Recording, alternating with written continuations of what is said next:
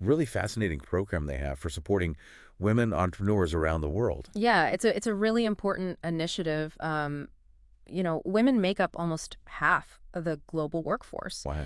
but they face, significant barriers when it comes to starting and running I businesses. can imagine, yeah. So USAID is really trying to tackle that issue head on. And we're talking about USAID, for people who may not be familiar. This is the U.S. Agency for International Development, Right, right. and they've been around for over 6 decades. Yeah. They're kind of, I think of them as like a giant organization Yeah, that's working on the kinds of different issues around the world. absolutely. I mean, they're involved in everything from, providing humanitarian aid to promoting economic growth, Mm. combating infectious diseases, uh, advancing democracy and governance. Really all over the map. Yeah, they have a really broad mandate. Yeah. But today, we're going to be focusing on specifically on their work supporting women entrepreneurs. Okay, so let's jump into that. You mentioned women making up almost half of the global workforce, Right. but they face these barriers to entrepreneurship. Um, so what is it that USAID is doing specifically to kind of help them overcome those barriers? Well, one of the key things that they've done is launch what's called the Women's Global Development and Prosperity Initiative. Okay. And this initiative aims to reach 50 million women by 2025. 50 million. That's a huge number. It is. It's a really ambitious goal. Yeah. So how are they going about doing that? Well, it involves a multifaceted approach. Okay. I mean, it includes providing women with access to training programs, equipping them with the skills they need to start and run successful businesses. So like we're talking business skills. Exactly. Yeah. Things like financial management, marketing, business planning, leadership skills, all of that. They also provide access to resources like financing. So actual money. Yeah, so they help women access loans, grants, and other forms of funding that they might need to get their businesses off the ground. That's huge. Yeah, and then they also focus on building networks, connecting women entrepreneurs with each other, with mentors, and with potential investors. Okay, so building a community. Exactly. And then it's all about, creating that ecosystem of support that can really help women thrive in the business world. Okay. Well, that sounds great in theory. But I'm always a little bit skeptical. I always want to know, like, how does this actually play out in the real world? Sure.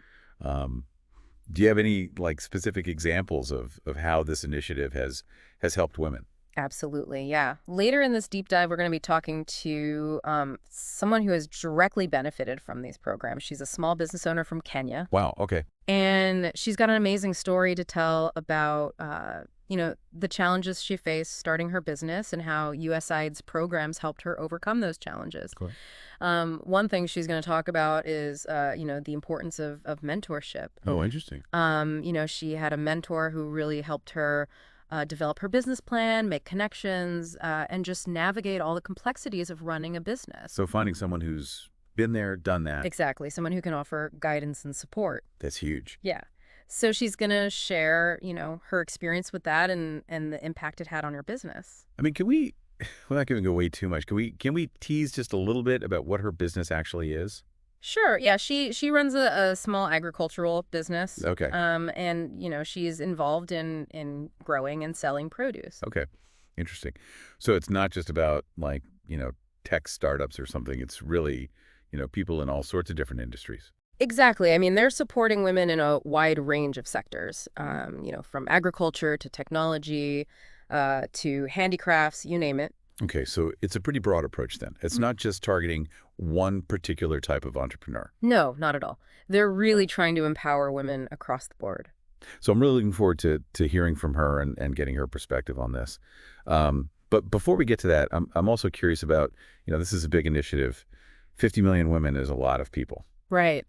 And we've talked a little bit about, these individual level programs like the training and the mentorship. Yeah.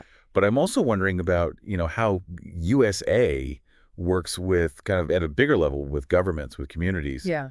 to really make a difference in the environment for women entrepreneurs. Absolutely. And that's a really crucial aspect of their work. They recognize that individual level support is important, but it's not enough. Right. You also need to address the systemic barriers that women face. So they work with governments to promote legal and regulatory reforms that create a more level playing field for women entrepreneurs. Like what kind of things are we talking about there? So things like, ensuring that women have equal property rights, Oh, okay. access to finance, making sure that there are no discriminatory laws or policies that hold women back. So like really fundamental things that maybe we take for granted in some countries, Right. but in other places these are really big issues. Absolutely. And they can have a huge impact on women's ability to start and run businesses. Okay, so working with governments to change laws and regulations. Right. What about working with communities? How does that play into it? Yeah. So they also partner with local communities and organizations to really understand the specific challenges that women face in those communities Okay.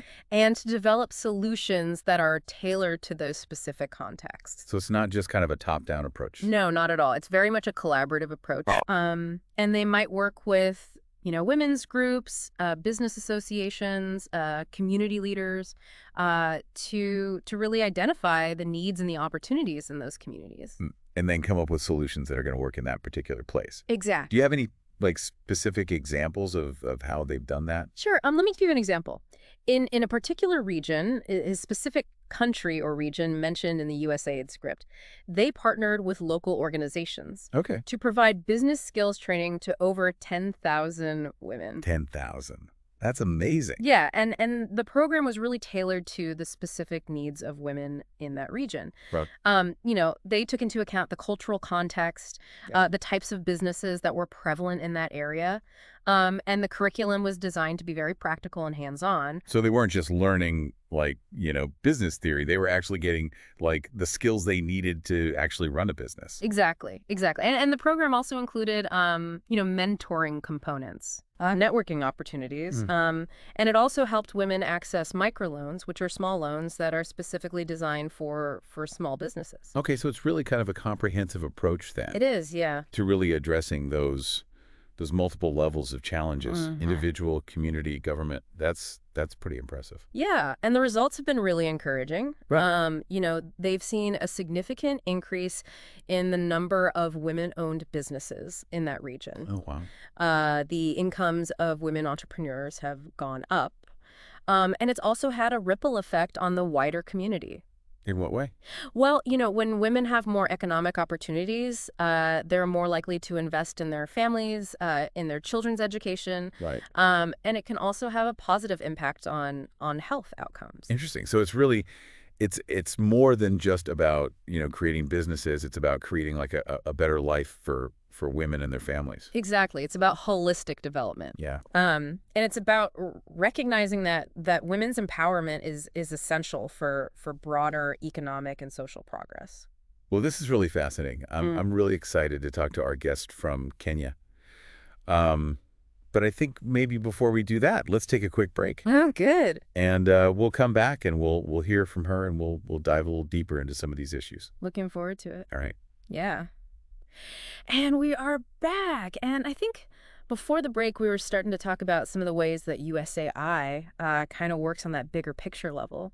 Yeah. We were talking about, they have these programs for individual women entrepreneurs. Right. But you were starting to touch on how they also work with like governments and communities to kind of change the overall environment for women entrepreneurs. Exactly. And that's really important because, you can provide all the training and resources in the world, Right. but if the underlying, systems and structures are not supportive of women entrepreneurs, then it's going to be very difficult for them to succeed. So how does USA go about like working with governments to make those kinds of changes? Well, it involves a lot of, advocacy and collaboration. Oh, yeah. They might work with governments to promote legal reforms, that remove discriminatory laws or policies. Okay, so like actual laws that might be preventing women from starting businesses or owning property or things like that. Exactly. Okay. They might also work with governments to improve access to finance for women entrepreneurs. Okay. Because often women face discrimination when it comes to getting loans or credit. Right. So USA might work with governments to set up special lending programs or guarantee schemes that make it easier for women to access finance. So those are some examples of working with governments. What about working with communities? How do they approach that? Yeah, so when it comes to communities, USNI often partners with local Mm. organizations, women's groups, community leaders, to really understand the specific challenges that women face in those communities. Okay. Because, the challenges can vary a lot depending on the cultural context, Right. the economic conditions. So it's really important to have that local knowledge and expertise. So they're not just coming in with like a one-size-fits-all solution. Exactly. They're trying to be very responsive to the needs of each community. Okay. And they might support, programs that provide childcare, Oh, interesting. because that can be a major barrier for women entrepreneurs. Yeah, I can imagine. They might support programs that promote women's leadership, Okay. or that help women develop business networks. So really a wide range of things. It's about addressing those kind of broader societal factors that can hold women back. Exactly. It's about creating an environment where women can really thrive as entrepreneurs. So, okay, this is all great. And I'm really, I'm learning a lot about this, but I'm really eager to hear from our guest from Kenya. Yeah. Can you tell us a little bit more about her and what she's going to be sharing with us? Sure. So her name is Guest's Name, Okay. and she runs a small business that makes beautiful handcrafted jewelry. Oh, wow. Okay. And she's going to talk to us about, her journey as an entrepreneur, Okay. the challenges she's faced, the impact that USAID's programs have had on her business. And what are some of the things that she's going to highlight? Like, what are some of the key takeaways that she's going to share with us? Well, one of the things she's going to talk about is the importance of believing in yourself. Okay. She started her business with very little capital. She had to overcome a lot of doubt and skepticism from people around her. I can imagine. But she persevered, and she was able to build a successful business. So kind of that inner strength and that belief in her own vision. Exactly. Okay. She's also going to talk about the importance of mentorship. Okay. So finding those people who can help you along the way. Exactly. And she was fortunate enough to have a mentor who really helped her develop her business skills, make connections, Okay. and navigate the challenges of running a business. That's really valuable. Yeah. And then also she's going to talk about the importance of access to finance. Right, because that's often a major hurdle for women entrepreneurs. Yeah. And she was able to get a small loan through USAID's microfinance program, Good. which allowed her to purchase some equipment and materials that she needed to expand her business. So really tangible support that helped her, take that next step. Exactly. So she's going to share, her experience with that and how it's made a difference in her business. Well, I'm so excited to hear from her and to hear her story firsthand. But before we bring her on, I'm also curious to know a little bit more about, we've been talking about USAID's work in other parts of the world, but it's made me think about, what about women entrepreneurs here in the U.S.? Yeah. Do you have any thoughts on the challenges that they face and maybe what we can learn from USAID's work in other countries? Absolutely. I mean, while the specific challenges might be different, Right. I think there are a lot of common themes. Okay. Women entrepreneurs in the U.S. also face barriers when it comes to accessing capital. Really? Yeah. I mean, you think of the U.S. as being, this hub of entrepreneurship. Yeah, but the reality is that women-led businesses still receive a much smaller share of venture capital funding. Oh, wow. Compared to businesses led by men. Okay. There's also, issues around networks and mentorship. Okay. Women are often underrepresented in those kind of key networks that can really help you get ahead in the business world. So it's like, even in a country like the U.S., there's still, work to be done to really level the playing field. Yeah. Absolutely. I mean, there's been progress, but there's still a long way to go. Yeah. And I think one of the key takeaways from USAID's work is the importance of a holistic approach. Okay. It's not just about providing access to finance or training. Right. It's about addressing all of the factors that can hold women back. Right, like the childcare issue we talked about. Exactly. Yeah. Things like access to affordable childcare, paid family leave. Yeah. Those are all things that can make a huge difference for women entrepreneurs. So it's about kind of changing the system and the culture to be more supportive. Exactly. Okay, well, I'm really glad we touched on that, and I think it'll be interesting to hear from our guest from Kenya. Yeah. and see if any of those themes resonate with her experience as well. Yeah, I'm sure they will. So why don't we go ahead and bring her on? I'm really excited to hear her story. Yeah, let's do it. Welcome back, everyone. We are so excited for this part of the deep dive. We've been talking about USAID's work empowering women entrepreneurs, and now we get to talk to somebody who's actually benefited from these programs. Yeah. So let's welcome guest's name to the show. Hi, guest's name. Welcome. She is a small business owner from Kenya, and she makes beautiful handcrafted jewelry. Yes, it's amazing work. So, guest's name, let's start with you telling us a little bit about your business, what you make, and kind of what inspired you to get started. Well, thank you so much for having me. It's such a pleasure to be here. Right. I make jewelry. I use locally sourced materials, beads, wires, different things like that. And I try to incorporate traditional Kenyan designs and patterns. And what inspired me to start was I've always loved working with my hands. Yeah. Um, my grandmother was a beater, and so I kind of grew up watching her, and it's always been something that I've been passionate about. And I really wanted to create a business that would allow me to share my passion with the world. That's wonderful. I mean, it's so great to hear you talk about like that personal connection and how you're kind of carrying on that tradition. But I know it's not always easy starting a business, especially as a woman. Can you tell us a little bit about some of the challenges you faced when you were first starting out?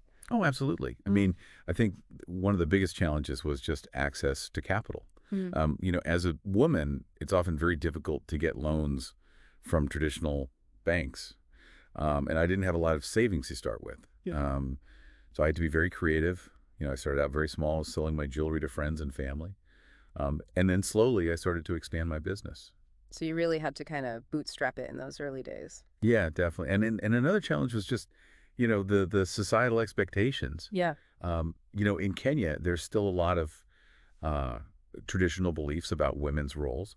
And a lot of people didn't understand why I wanted to start my own business. They thought I should be staying at home, taking care of my family. But I was determined to pursue my dream. And that's where USAID came in. Yes, exactly. I heard about this training program that USAID was offering for women entrepreneurs. And I thought, why not give it a try? Can you tell us a little bit more about that training? Like, what were some of the things you learned? Oh, it was amazing. It was so comprehensive. We learned about everything from developing a business plan to marketing and sales to financial management. It was really practical, hands-on training. And it gave me the skills and the confidence that I needed to really take my business to the next level. That's fantastic. So you're learning these practical skills. You're obviously getting a lot of information, but it sounds like it was also about more than that. Can you talk a little bit about kind of the personal impact that the training had on you? Yes, absolutely. I think, one of the most valuable things about the training was that it connected me with other women entrepreneurs. We were able to share our experiences, support each other, learn from each other. And it just created this incredible sense of community. And it really helped me to see that, I wasn't alone in this journey. That's so important. It's that support network that can really make a difference. Did you also benefit from any of the other programs that USA offers, like, the microfinancing or mentorship? Yes, actually, I was able to get a small loan through the microfinance program. And that allowed me to buy some new equipment, Oh, wow. better tools, higher quality materials. And it really helped me to improve the quality of my jewelry and to increase my production. And you mentioned mentorship before. Did you have a mentor through USAID's program? I did, yes. I was matched with this amazing woman. She's also a business owner. Yeah. And she has been so supportive. She's helped me to develop my business skills. She's given me advice. She's connected me with other people in the industry. I honestly don't think I would be where I am today without her support. It's amazing to hear how these programs really come together and provide that kind of multi-layered support for women entrepreneurs. I know. It's so inspiring to hear your story, Yeah. guest name. And I'm curious, as you look back on your journey so far, what would you say is kind of the biggest lesson that you've learned? I think the biggest lesson I've learned is to never give up on your dreams. Hmm. There were so many times when I wanted to quit. I bet, yeah. It was hard. I faced a lot of challenges. I had a lot of setbacks, but I just kept reminding myself why I started this business in the first place. I had this passion, I had this vision, and I just refused to let it go. That's so powerful. And I think that's a message that can resonate with anybody, no matter what they're trying to achieve. Yeah. It's really about believing in yourself, right? Exactly. Well, guest name, thank you so much for sharing your story with us today. It's been truly inspiring. And for anyone listening, you can check out guest name's beautiful jewelry. Yes, it is. We'll put a link to her website in the show notes. Absolutely. And I think we've covered a lot of ground in this deep dive. We've talked about the importance of empowering women entrepreneurs. We've learned about the different ways that USAID is working to support women around the world. And we've heard this incredible story from guest's name about her journey and the impact that these programs have had on her life. And if you're feeling inspired and you want to learn more, you can visit USAID's website or follow them on social media. Yeah, they have a lot of great information and resources. Even if you're not a woman entrepreneur, you can still support this work. Hmm. You can spread the word. You can donate to organizations that are helping women. You can mentor a young woman who's interested in starting a business. Yeah, there are so many ways to get involved. And remember, even small actions can make a big difference. So, thank you for joining us on this deep dive. We'll see you next time. Bye, everybody.